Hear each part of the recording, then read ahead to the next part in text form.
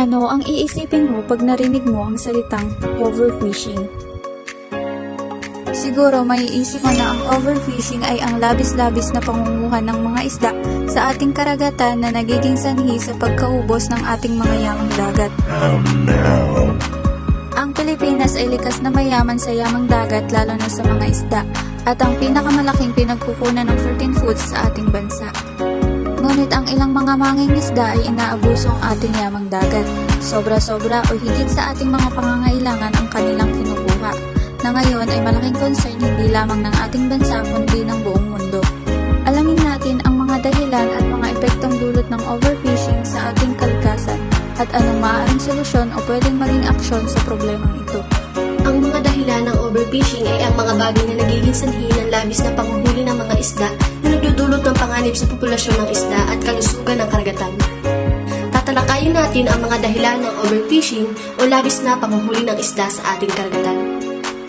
Una, isa sa mga pangunahing dahilan ng overfishing ay ang pag-unlad ng teknolohiya sa pangingisda.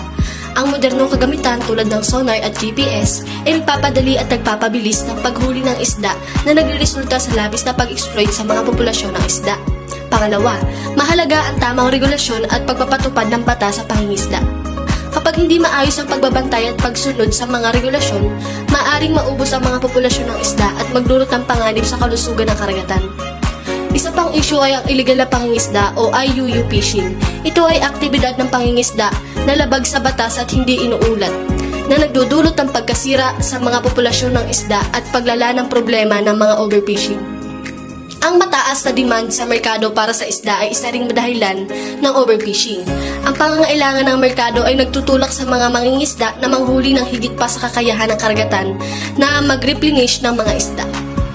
Ang bycatch o di inaasahang panghuli ng ibang species habang nanguhuli ng target na isda ay nagpapaalala rin ng problema ng overfishing sa pamamagitan ng hindi wastong paggamit ng mga pangingisda.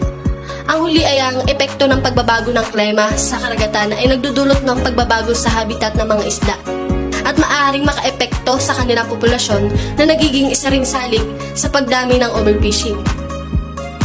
Ang mga dekada ng mapanirang pangingisda ay nagre-resulta sa mabilis na pagbaba ng mga pangunahing isda tulad ng bluefin tuna at Grand Banks cod, and also its collateral impacts to other marine life. Daang-daang libong marine mammal, seabirds at sea turtles ang nakukuha bawat taon kasama ang higit 10 milyong mga pating. Marami sa mga species na ito ay nanganganib ng maubos at pinoprotektahan dahil malapit ng mawala. Ang mabilis na pagkaubos ng mga isda ay resulta ng pagkakaroon ng hindi balancing ecosystem. Kaugnay nito ang pagkawala ng mga vulnerable species tulad ng sea turtles at corals. Sa patuloy na pagtaas ng demand sa seafoods ay siyang labis na pagsamantala sa mga lamang dagat bilang main source of income and protein na kalahati ng populasyon ng mundo.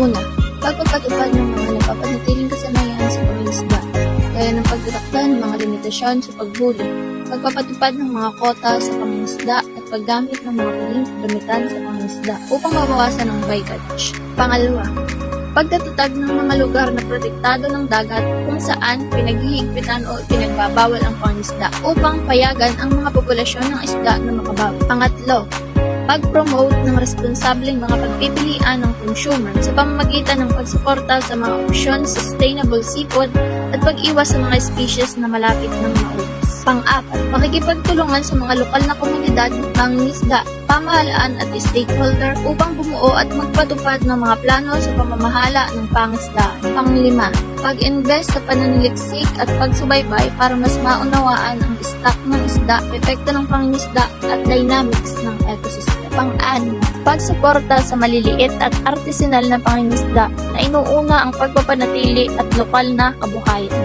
At ang pinakahuli ay ang pagtuturo at pagpapataas ng kamalayan sa publiko tungkol sa kahalagahan ng pagpapanatili ng mga kasanayan sa pangingisda at ang mga kahihinatnan ng labis na pangingisda. Thank you for watching.